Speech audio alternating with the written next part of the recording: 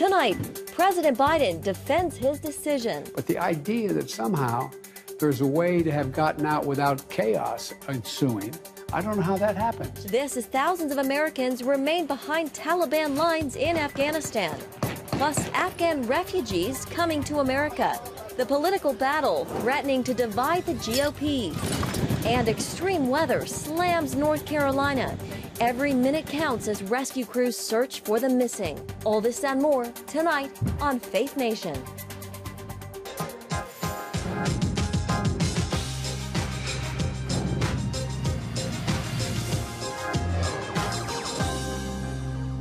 A big scare in the nation's capital. Good evening and welcome to Faith Nation. I'm Jenna Browder. We start tonight at the U.S. Capitol, where police have defused an hours-long standoff with a man claiming to have a bomb. That man is in custody tonight, North Carolina resident Floyd Ray Roseberry. It all unfolded in front of the Library of Congress, where Roseberry parked his pickup truck. Multiple office buildings had to be evacuated, and the area went into lockdown. After hours of negotiations, police say Roseberry surrendered. Tonight, they are still investigating. Now to Afghanistan and a deteriorating situation on the ground there.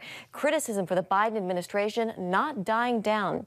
U.S. forces are working around the clock to evacuate at least 15,000 Americans and even more Afghan allies facing execution by the Taliban.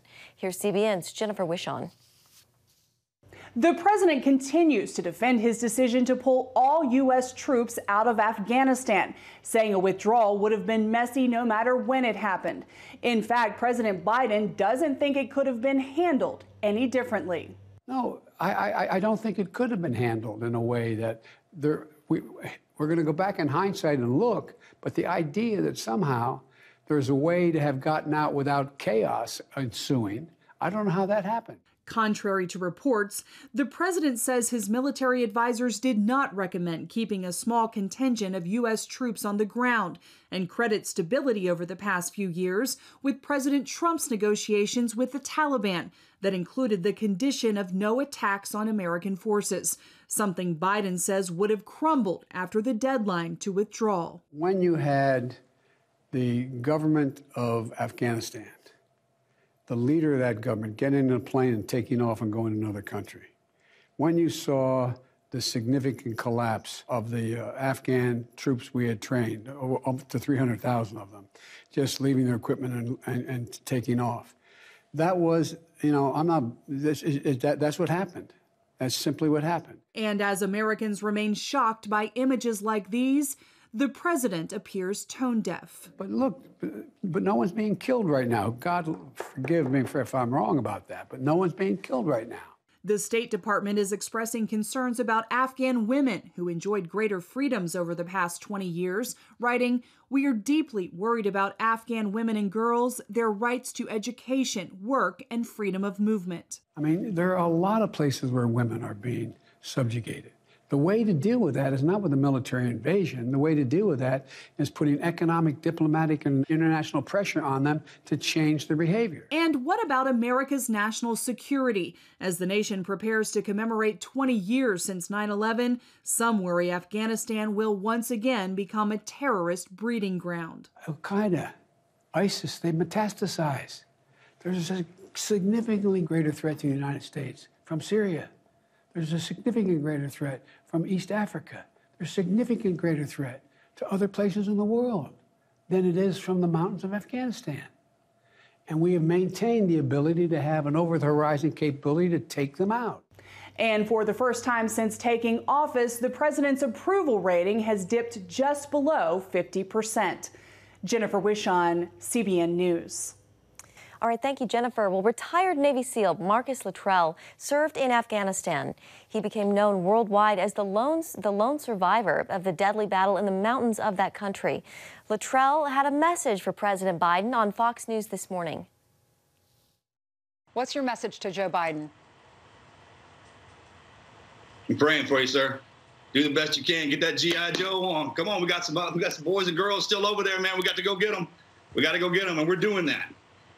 I think the American people need to take a deep breath. We've been through a lot, and this just kind of added fuel to it, to the fire. So I tell all of our people out there, just take a deep breath. Well, tonight we have the honor of speaking with Gold Star father Billy Vaughn. Lost his son Aaron, a Navy SEAL in Afghanistan. And Billy is here with us now. Billy, welcome. It's so good to have you with us this evening. You say your son lost his life because of government missteps in Afghanistan. Can you tell us about that? Well, thank you very much for having me. Well, I think it speaks for itself. The same administration, the Obama-Biden administration, was in charge. Now Joe Biden, and that's absolutely right. They did the rules of engagement, not allowing our warfighters to defend themselves, tying their hands behind their back, no pre-assault fire on the night that they went in on their mission. AC-130 requested multiple times to take out the men on the ground, but because of the rules of engagement, they were denied.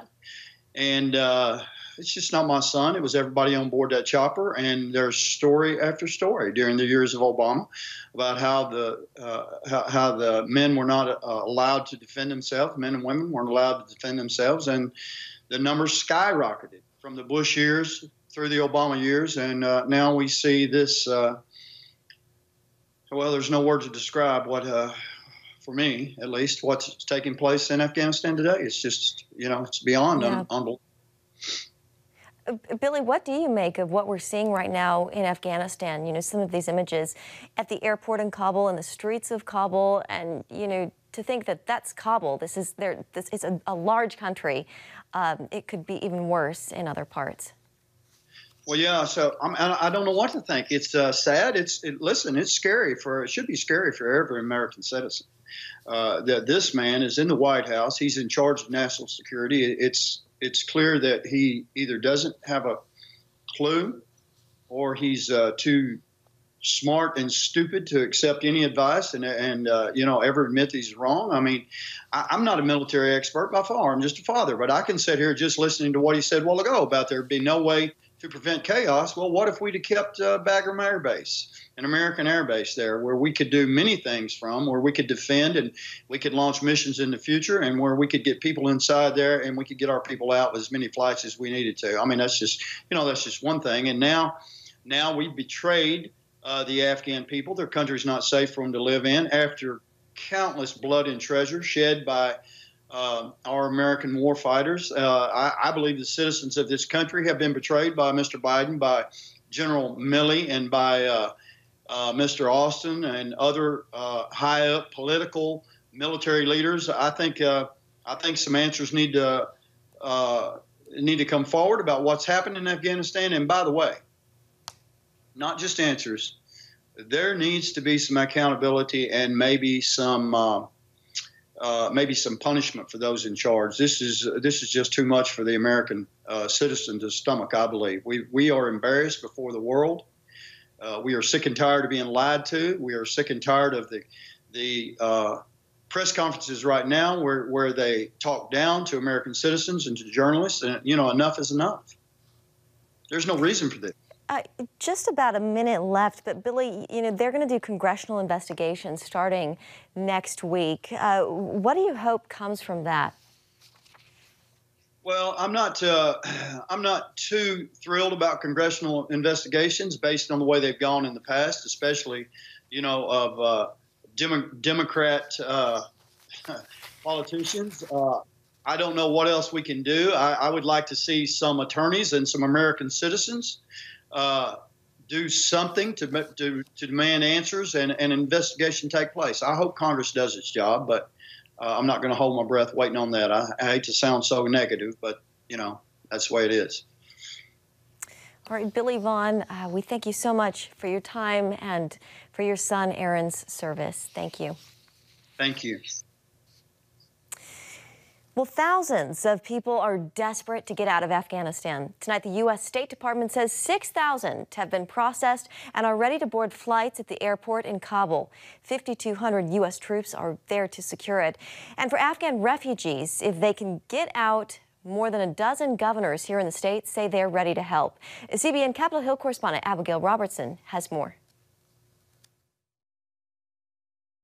The Pentagon says around 12,000 American citizens embassy personnel, and people with special immigrant visas have been moved out of Afghanistan since the end of July, and they're scheduling more aircraft departures to get qualified people out as soon as possible. We intend to maximize each plane's capacity. We're prioritizing people above all else.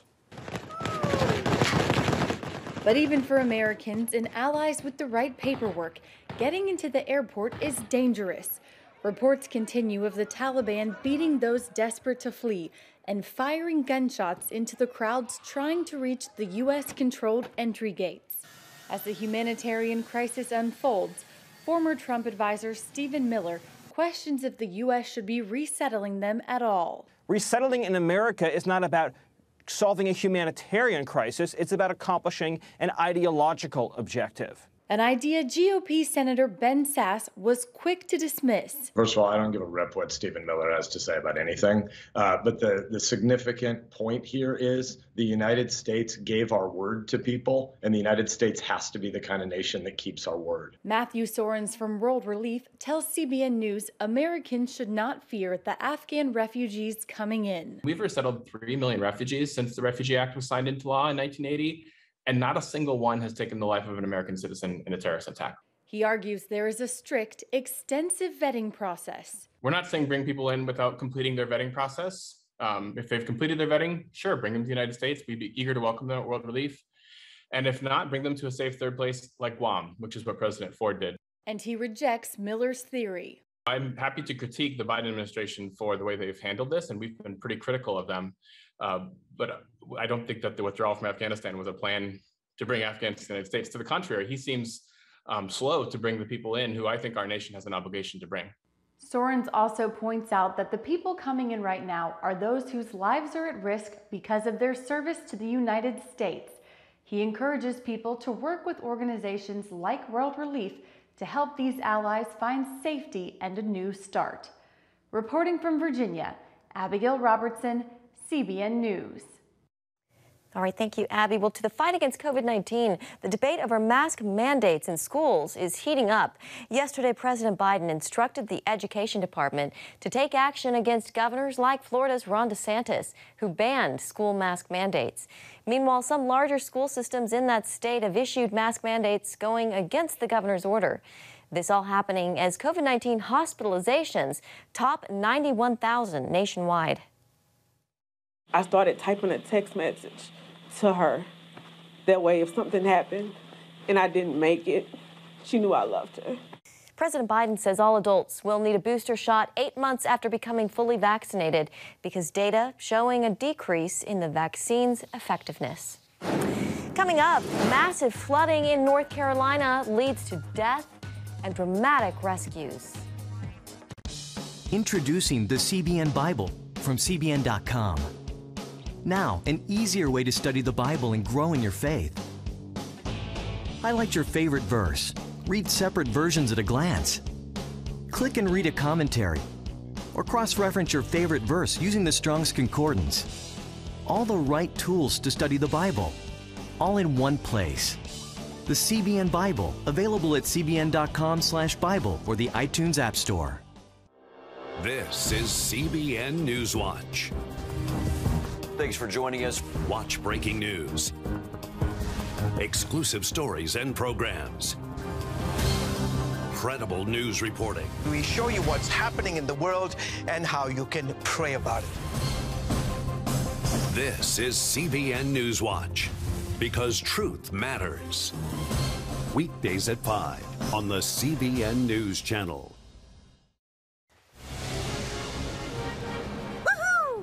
Superbook fans, here's something else you'll love.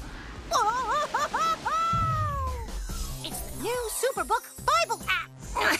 It's packed with games, activities, and Superbook episodes that you can watch for free. Oh no! There's trivia, a fun daily devotional, and answers to your Bible questions. Plus, an easy-to-understand Bible the whole family will enjoy. You can even create your own Superbook character. Ta-da! Whoa! A Millsburg Falls man coming. Sorry, pardon me. Sorry, excuse me. Ouch! Are you getting this? Earn super points to win daily prizes, too. And so much more! Time to get back to my adventures. See you soon! It's the new Superbook Bible app. Free downloads on iTunes, Google Play, and Amazon. Welcome back. North Carolina is grieving 2 lives lost and dozens missing after powerful storms ripped through the western part of the state.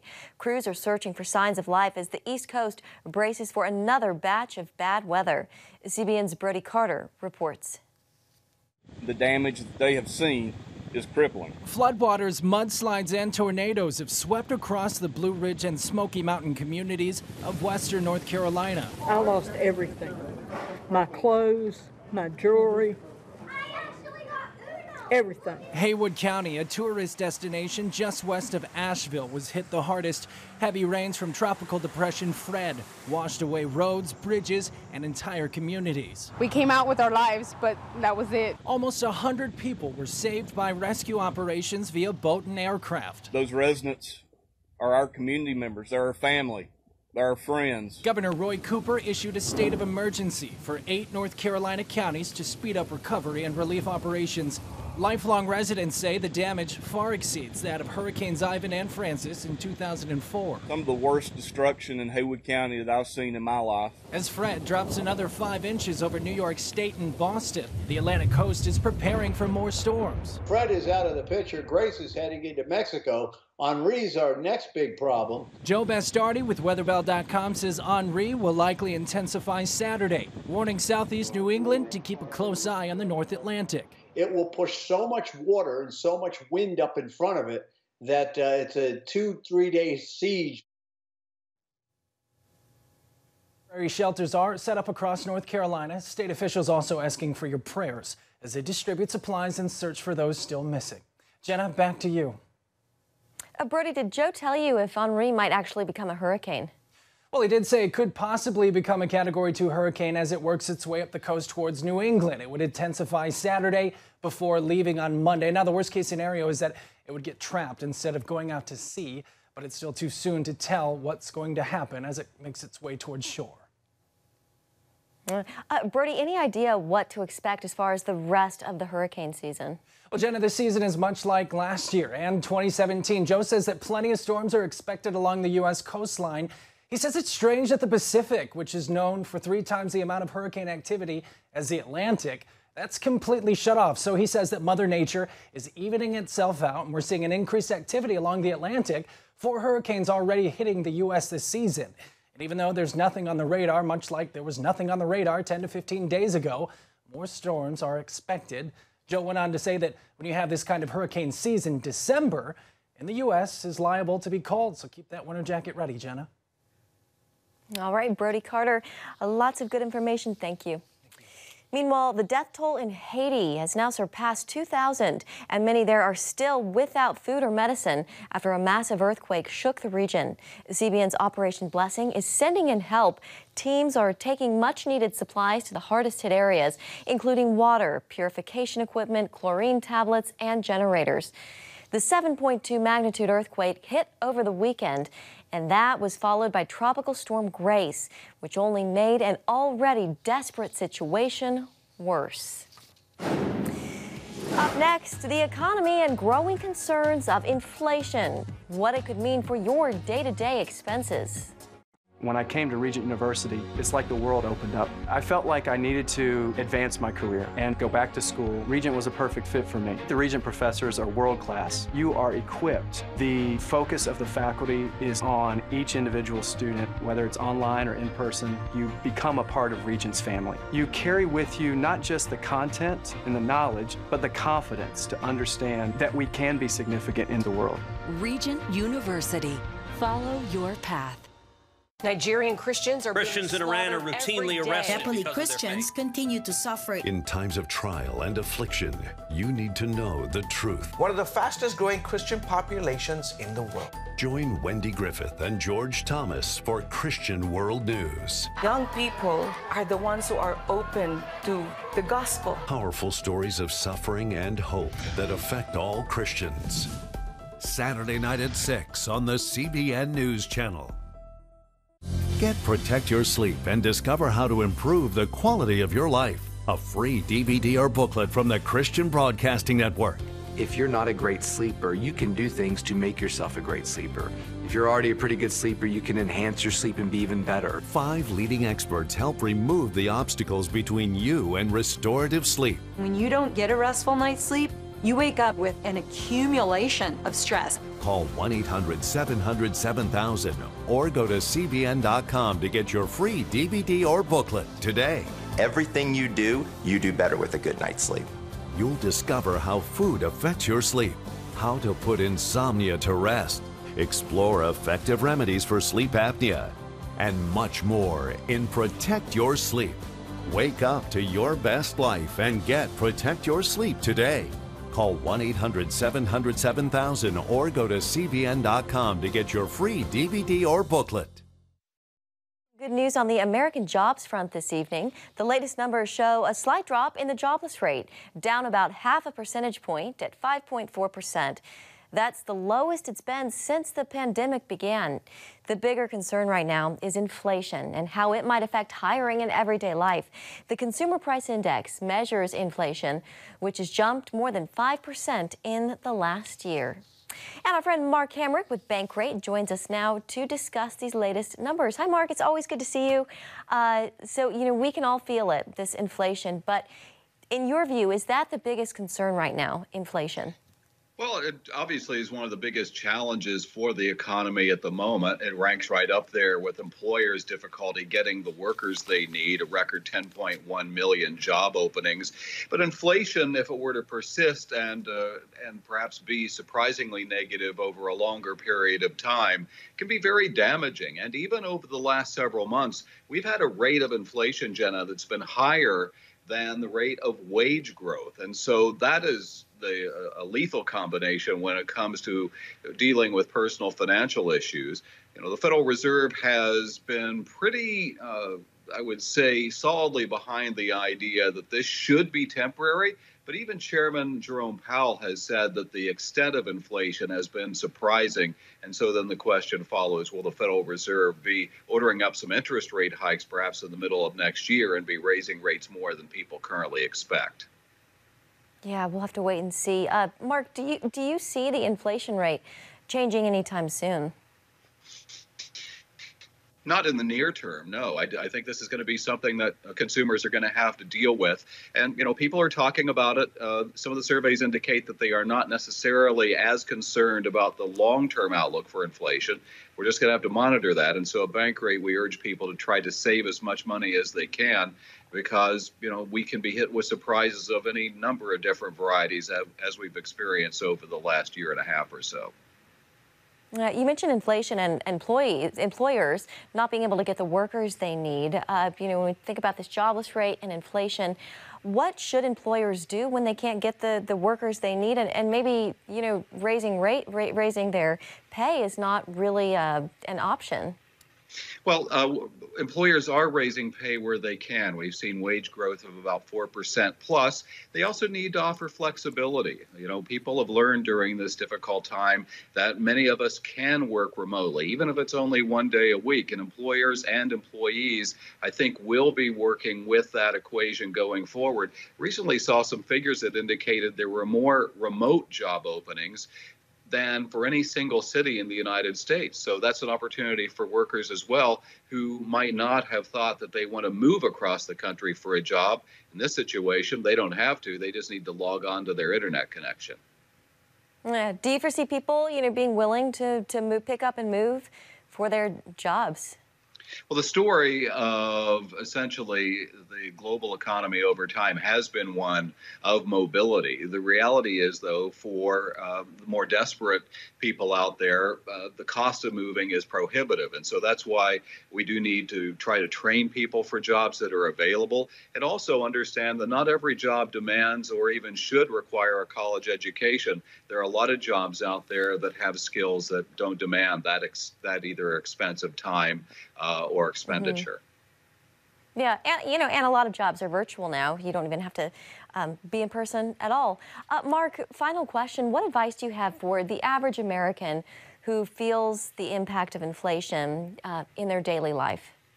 Our bank rate surveys over time, Jenna, have found two consistent findings: that the number one financial regret on the part of Americans is the failure to save for emergencies, the failure to save for retirement. The only way to mitigate against these surprises is to buckle down, have a budget, try to dedicate some of your income to a dedicated savings account, and that may mean that we have to go without some things.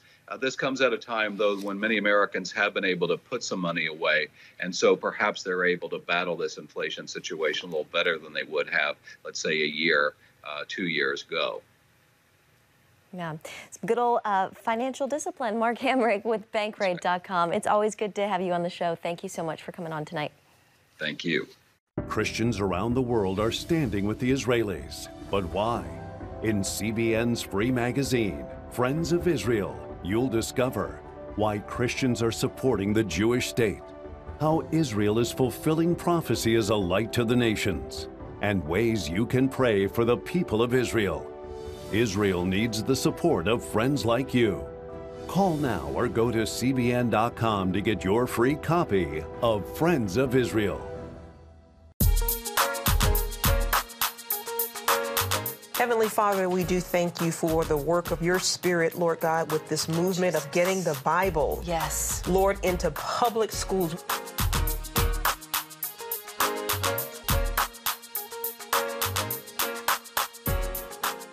Watch The Prayer Link. Tuesday morning at 7:30 on the CBN News Channel.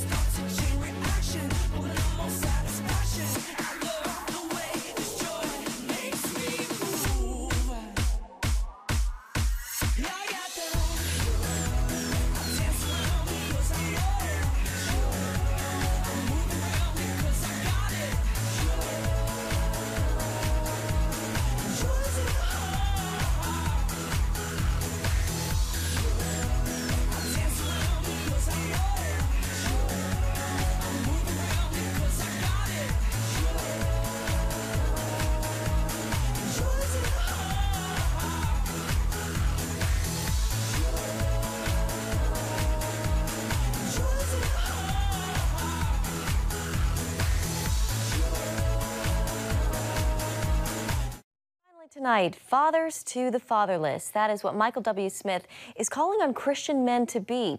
The Grammy Award-winning singer and songwriter said it was his dad who taught him about God, and he wants that kind of mentorship for kids who may not have a dad at home. Smith honored his father's legacy in his book called The Way of the Father: Lessons from My Dad, Truths About God. He says, especially with thousands of young men without fathers, it's the church's job to be mentors, and specifically for Christian men to rise up and mentor boys and young men. In an interview with the Christian Post, he went on to say everyone needs to know that they are loved by God. And that will do it for us tonight on Faith Nation. Thank you so much for joining us. We'll see you tomorrow.